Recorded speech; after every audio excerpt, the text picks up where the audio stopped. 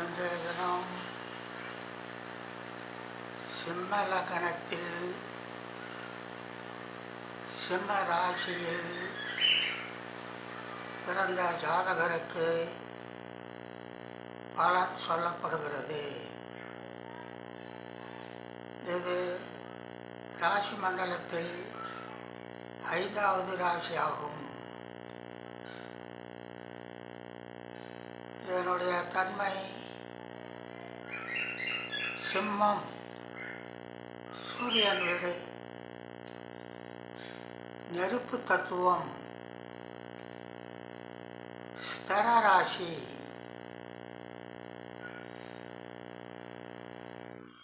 உஷ்ணமண்டலம்.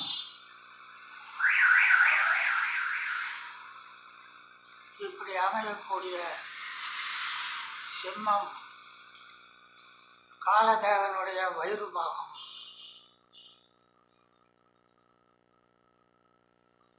ஒருவர் பிறந்த நேரப்படி உயிரானது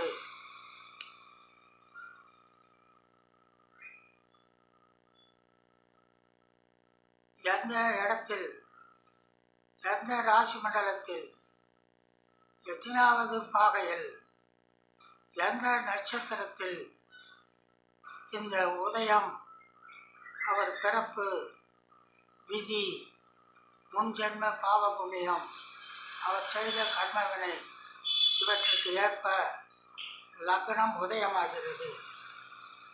இதுவே உயிர் லக்னம் என்று சொல்லப்படுகிறது. அவருடைய நட்சத்திரம் சூரியனது உத்தரம் இருக்கிறது. லக்னம் அந்த உத்தர நட்சத்திரத்தில் அமைந்துவிட்டால், சூரியன் அதிலே அமைந்தால் எழுசீர் ஏற்படும். எந்த விதத்திலேயாவது உயர்ந்த நிலைக்கு வந்து விடுவார். சிம்ம லக்னமாக இருந்து லக்னம் அமைந்து சூரியன் ஆட்சி பெருமையானால் அந்த வீட்டில் அவர் இந்த பிறவியில் உயர்ந்த நிலை அடைவார்.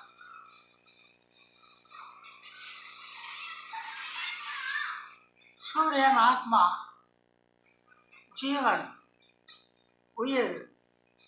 லக்னம் உயிர் ஆத்மாவாக இயங்குது. கர்ம வினைப்படி பாவ புண்ணியப்படி லக்னம் அமைந்து விதிப்படியே வழி நடக்கிறது.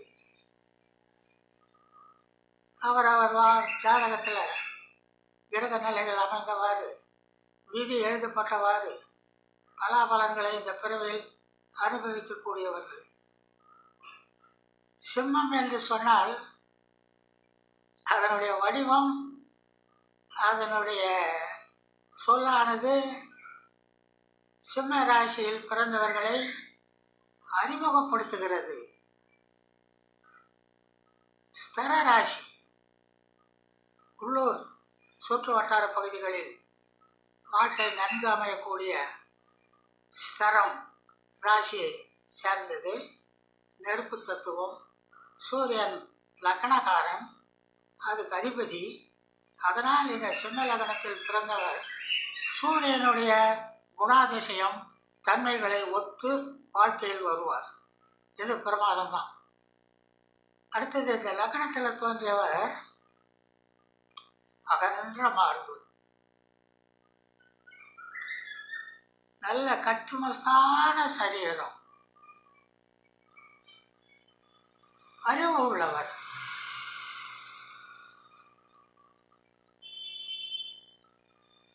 லட்சியவாதி,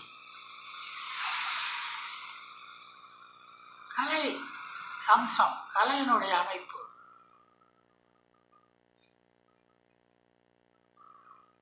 இவர் குடும்பத்தில் இவங்க அப்பா, அம்மா, தாத்தா, பாட்டி, முப்பாட்டன், முப்பாட்டி, இவங்க குடும்ப பரம்பரை முன்னோர்கள் கையாண்டு வந்த வாழ்க்கையில் பழக்க வழக்கங்கள், சம்பிரதாயங்களை அப்படியே மேற்கொள்வார்.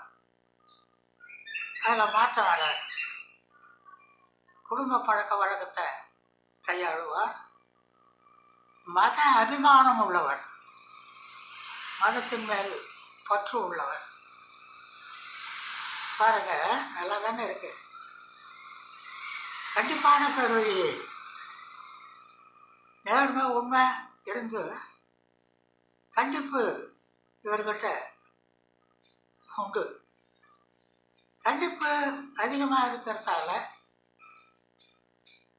வாழ்க்கையில் நடக்கக்கூடிய சந்தர்ப்ப சூழ்நிலைக்கு ஏற்ப தன்னை அனுசரித்து கொண்டு செல்வதற்கு கஷ்டப்பட்டு போராடக்கூடியவர். போராடி போராடி லட்சியங்களை வெற்றிகளை குவிப்பார், பெறுவார். இவ்வளவு ஆற்றல், சிறப்பு, பெருமை, புகழ், ஏற்றம் அத்தனையும் ஒருங்கே அமையக்கூடிய சிம்ம லக்னத்தில் பிறந்தவர்களுக்கு விதி எழுதப்பட்டது, உயிர் லக்னம் அமையப்பட்டது.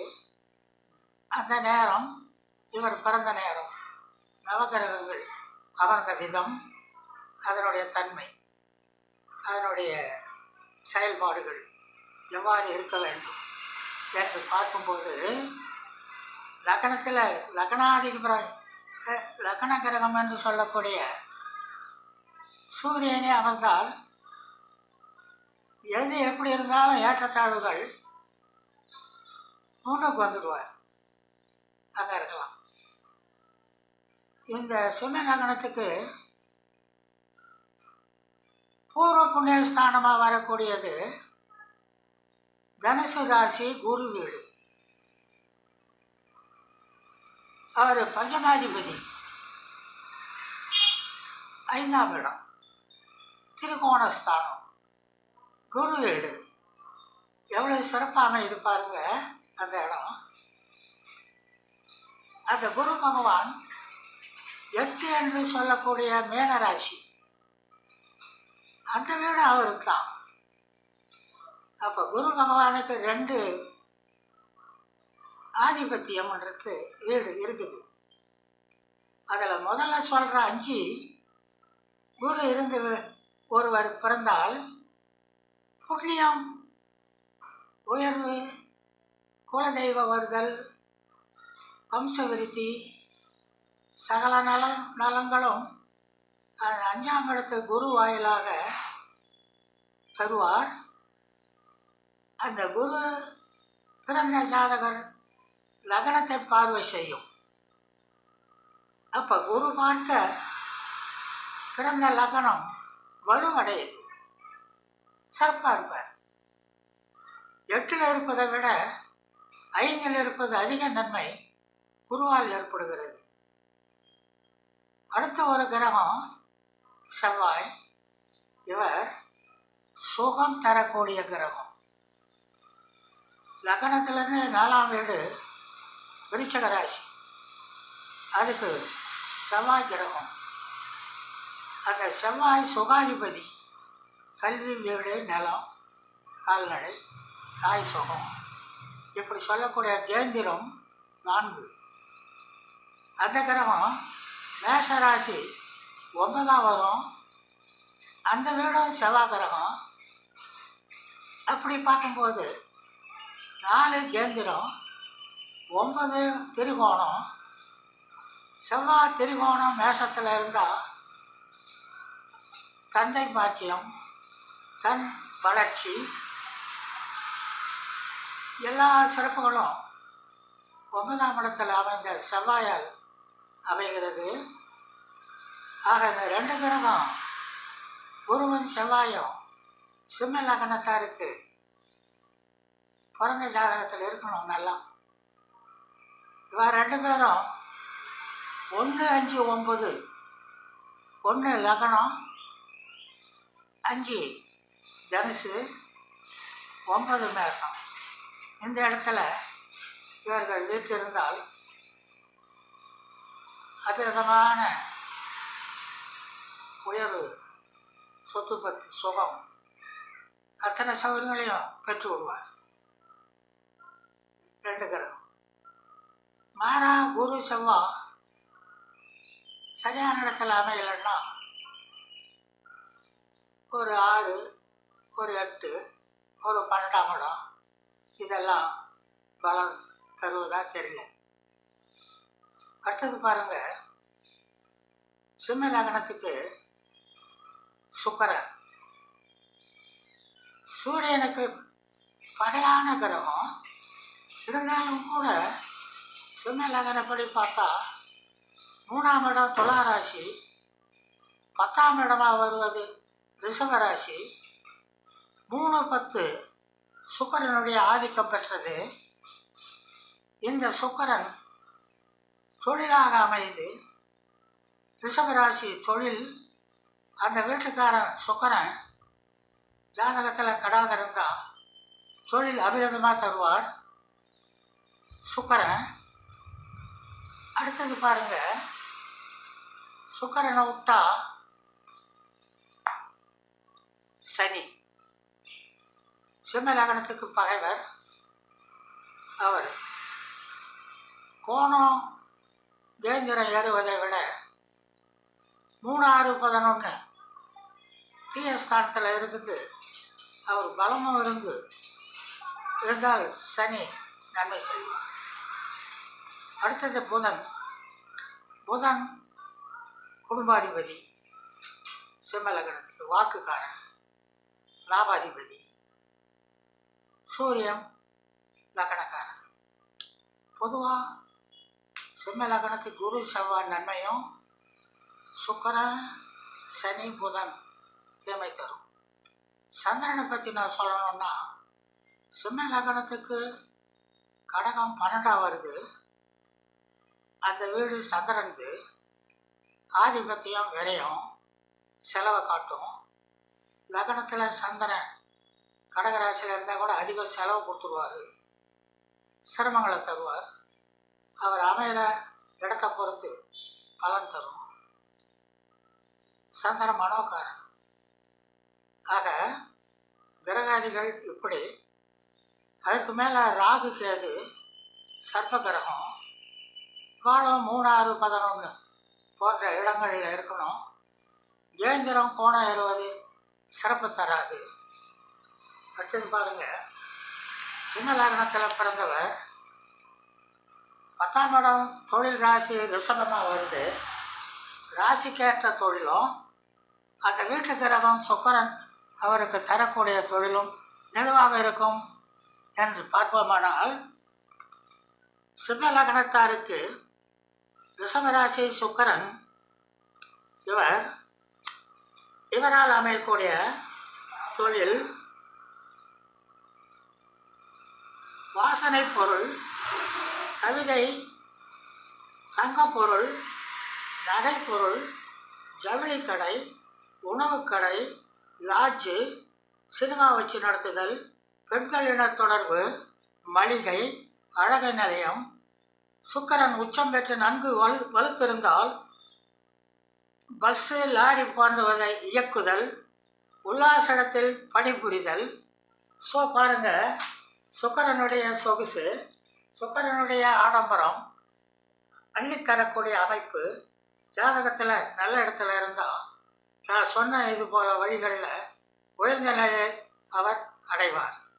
சரி, எல்லோருக்குமே இது அமைகிறதா என்று பார்ப்போமானால், சிலருக்கு அரசாங்க வேலை கூட கிடைக்கும், ஆசிரியராக கூட போகிறாங்க சிம்ம லக்னத்தில்.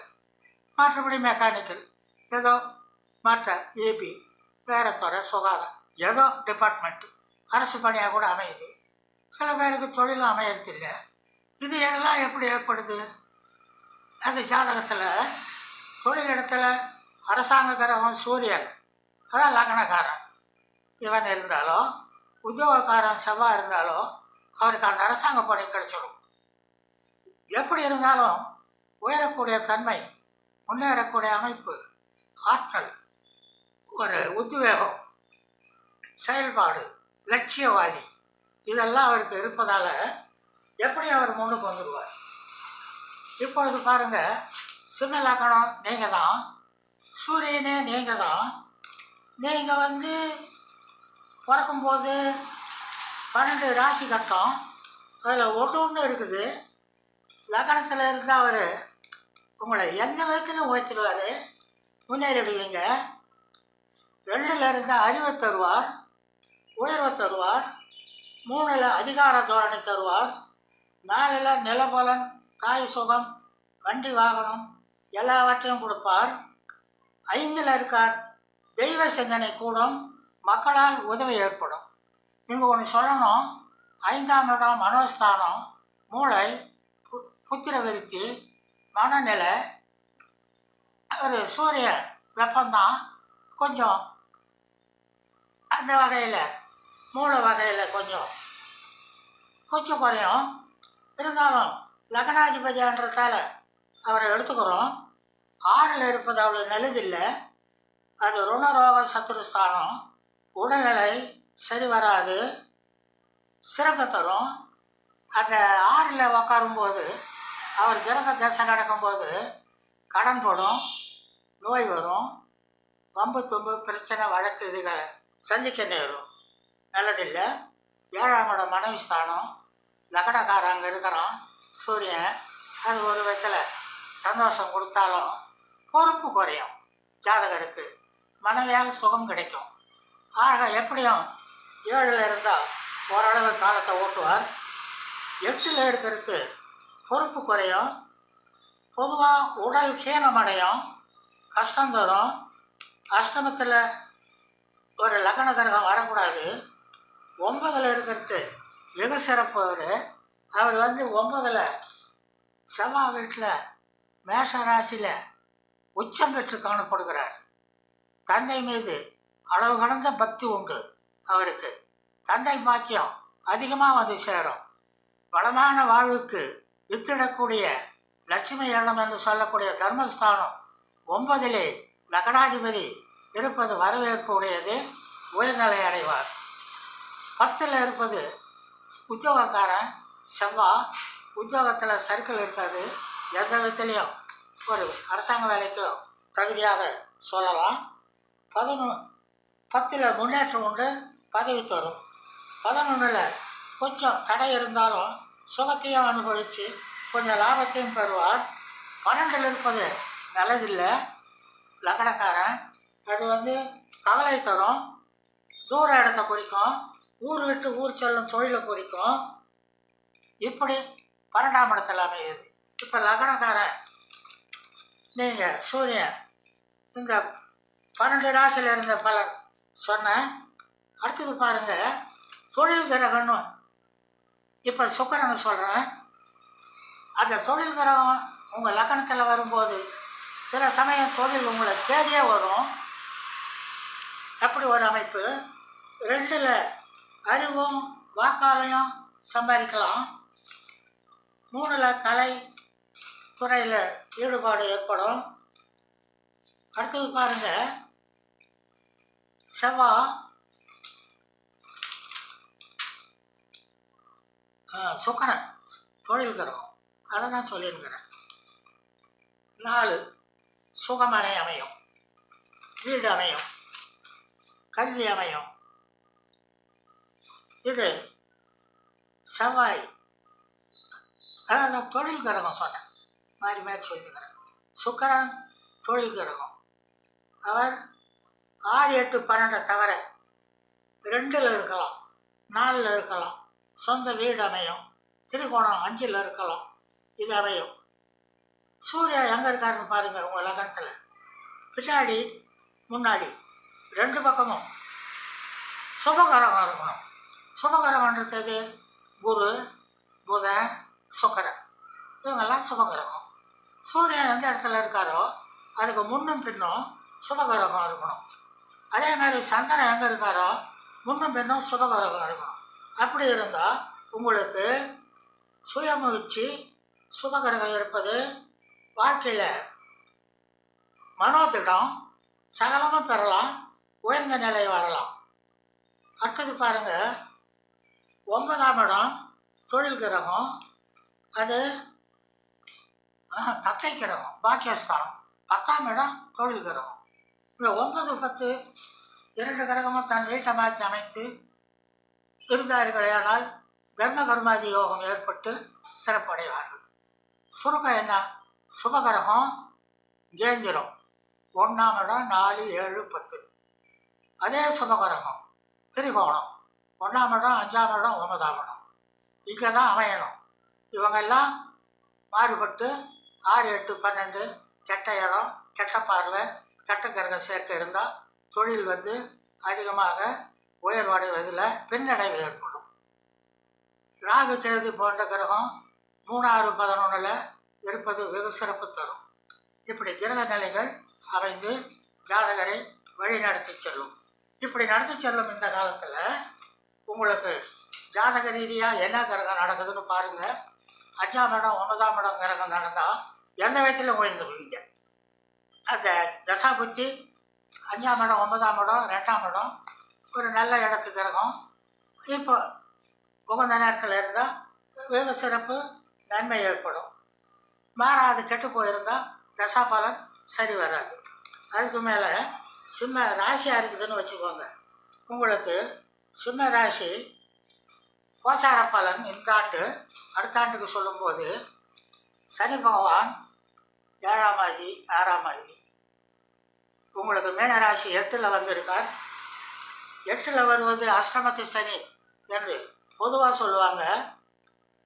அப்போ 8ல் வந்துக்கிற சனி மன வியாக்காலம் தருவார், அசதி கொடுப்பார், செயல்பாடு சரியாமையாது, பசியை தூண்டும், கீழே விழுதல் போன்ற சிரம பலன்கள், சோதனைகள், தாமதங்கள் நடத்த அஷ்டமத்து சனி 8ல் இருப்பவர் அனுபவிக்க வேண்டிய நிலைப்பாடு உள்ளது.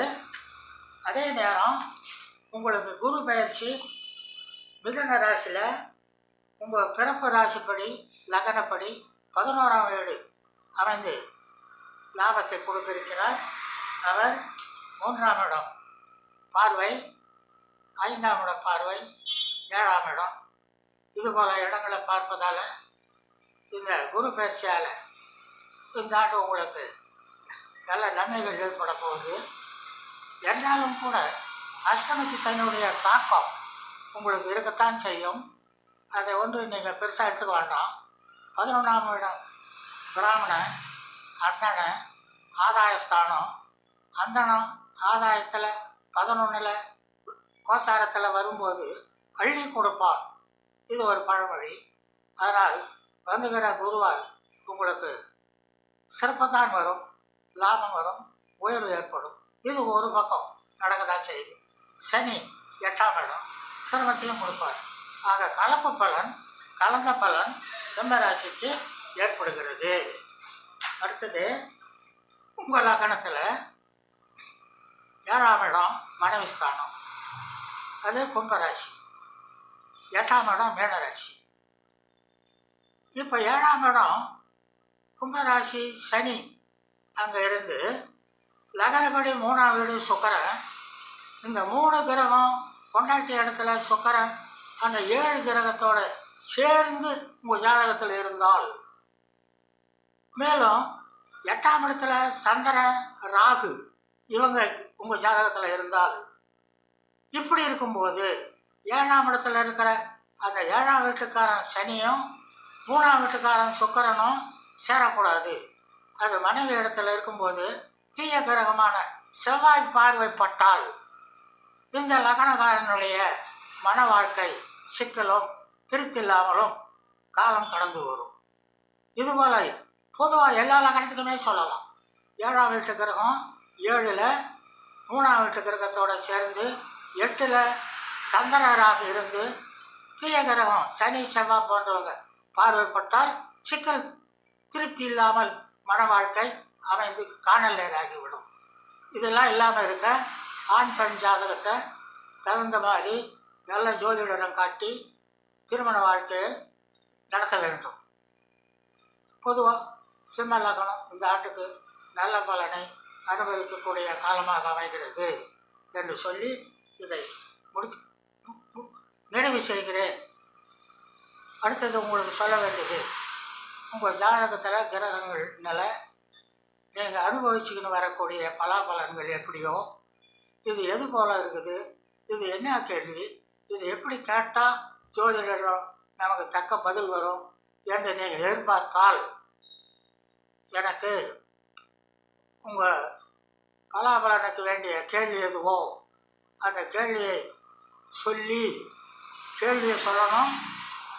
3 எண்கள் சொல்லுவேன். அந்த நம்பரை கேள்வி சொல்லும்போது சொல்லணும். அந்த 3 நம்பர் 1லிருந்து 27க்குள்ள ஒரு எண், 27க்கு மேலே 108க்குள்ள ஒரு நம்பர், அடுத்த 3வது நம்பர் 1008 தாண்டணும். ஆக 3 நம்பர் சொல்லணும். 1லேருந்து 27, 27க்கு மேலே 108க்குள்ள ஒன்று, 1008க்கு மேலே ஒரு நம்பர், 1008க்கு மேலே வரணும். ஆக இந்த 3 நம்பரை சொல்லி சப்போஸ் வீடு கட்டணும், கடன் அடையணும், வழக்கு தீரணும், எனக்கு படிப்பில் வெற்றி கட்டணும், அரசு வேலை கிடைக்கணும், ஸோ மெனி கொஷின்ஸ், கேள்விகள் உங்கள் வாழ்க்கையில் நீங்கள் எதிர்பார்க்குறீங்க. அதுக்கு பதில், இதுக்கு உண்டான பதில்களை உங்கள் சம்மந்தப்பட்ட கேள்விக்கு மச்சமுனி ஆரூடம் பார்த்து உங்களுக்கு அதுக்கு தகுந்த பதில் நான் சொல்லுவேன். தேவைப்பட்டால் கேள்வி சொல்லி 3 எண்களை சொல்லி கேள்வி அனுப்புங்க. மச்சமுனி ஆரூடம் கணித்து அந்த கேள்விக்கு தகுந்த பலன் கட்டாயம் சொல்கிறேன். இது அனுபவத்தில் எல்லோருக்கும் அமைகிறது, பொருத்தமாக அமையுது. கிணறு வெட்டுறவன், போர் இருக்கிறவன், கட்டடம் கட்டுறவன், சகல துறைக்கும் நோய் உள்ளவன், வழக்கு, எந்த பிரச்சனையாக இருந்தாலும் நீங்கள் கேட்குற கேள்விக்கு தக்க பதில் நான் உங்களுக்கு சொல்ல கடமைப்பட்டிருக்கேன். விருப்பப்பட்டால் மச்சமுனி ஆரூடம் கேட்டு தெரிந்து கொள்ளுங்கள். இத்துடன் சிம்ம லக்ன ராசிக்காரர்களுக்கு இன்றைய பலன் சொல்லி முடிக்கப்படுகிறது. நன்றி, வணக்கம்.